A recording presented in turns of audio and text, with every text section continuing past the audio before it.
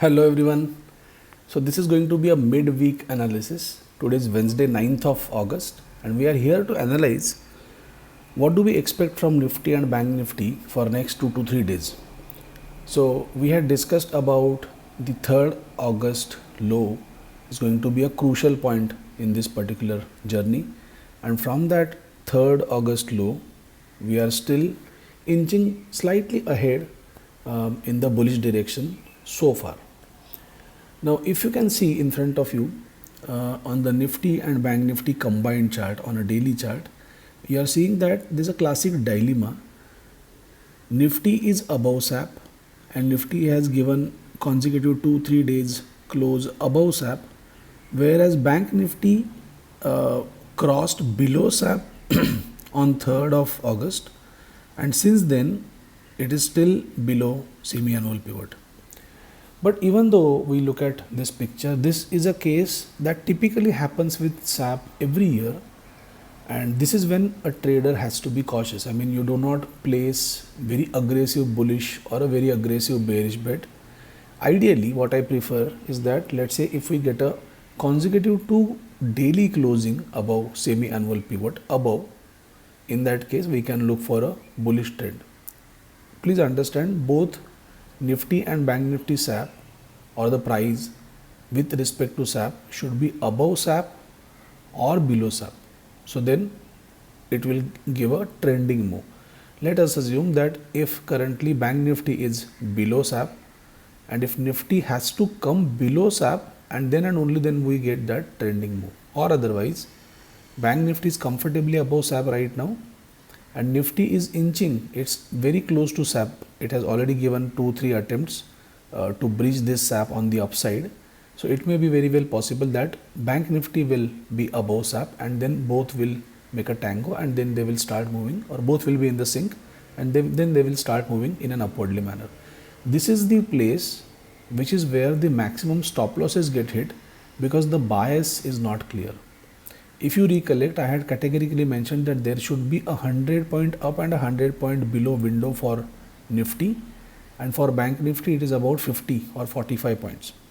So keep that window as well. For Nifty right now that question does not arise because we are far away above on the Nifty, but in case of Bank Nifty the zone of 44,900 to 45,100 is crucial, and as long as we are in between this particular range, that's a no trade kind of a zone. Let us move to Nifty chart.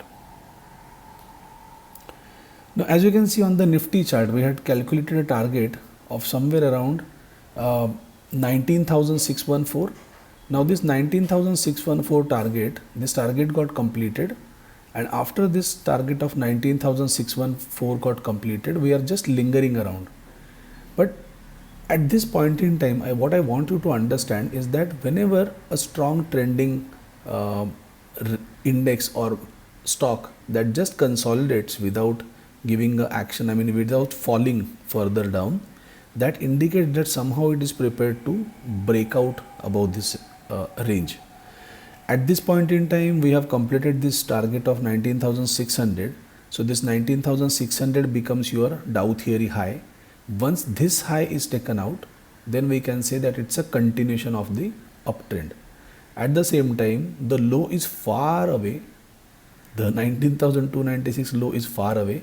It is the low of the range. So in this week, if at all if we test near the SAP zone or we break below the SAP zone, then it is likely that we might see some further fall.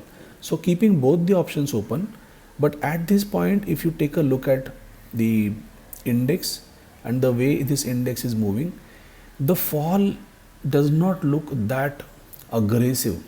As I had mentioned in last weekly episode, it's a slow moving correction. So even though it is a correction, it's a slow moving one, and then traders, those who are positional traders, will find it very difficult to cope up with these kind of swings which are happening in this particular scenario.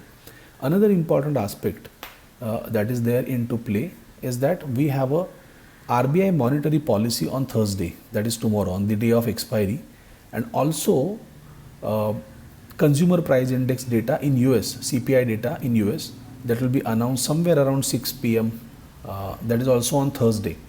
These two economical events, these are the events where we can get some knee-jerk kind of action. I never believed that any kind of a economic data or any kind of a RBI monetary policy is going to decide the trend of the market.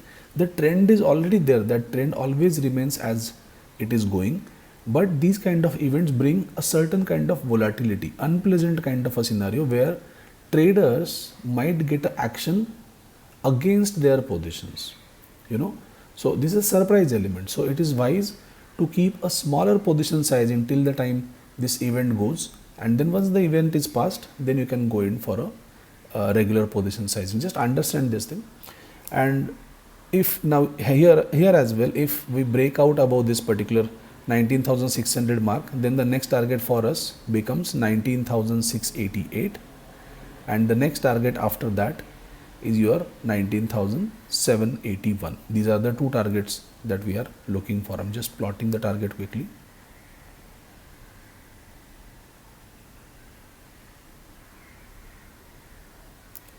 If at all the bullish trend fails, if it does not cross above 19,633, it is never bullish. And then see, this is the place where Dow theory will have little ambiguity. So, and as long as this high is not taken out, it is not a breakout. And if we are into this particular range, then the SAP can be next target. This is how I'm looking at it. So 19,689 or 88 is your first target. Second target is your 19,781.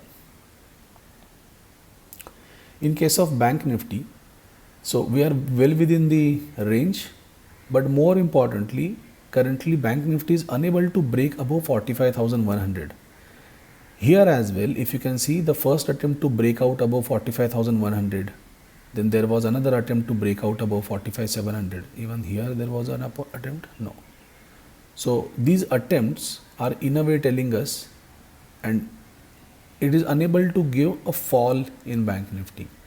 So that fall might come as a surprise after the event, and then eventually if we sustain above SAP for a couple of days, then very quickly we might see this target of 45,500, 45,600. These targets are possible. The target is 45,346 and the second target is 45,636. But all this has to happen if we close above this level. For that, we have to be above SAP as well, but it is lingering quiet for a long period near SAP.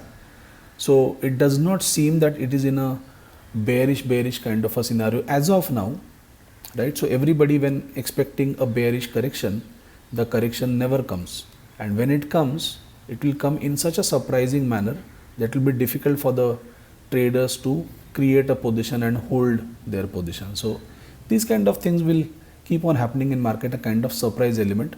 So you have to mend your trades accordingly. Just keep these things into mind. And this week we have to be cautious. Today is Wednesday and Thursday, next day, tomorrow's day. These 2 days are cautious. After 10 o'clock, I think between 10 and 10:15, when the RBI monetary policy is announced, we should get a clarity in which direction market wants to trend, and then it will be much easier for us to trade in that direction. So that's it from this short video. Thank you so much for watching, guys. I'm signing off. Bye bye.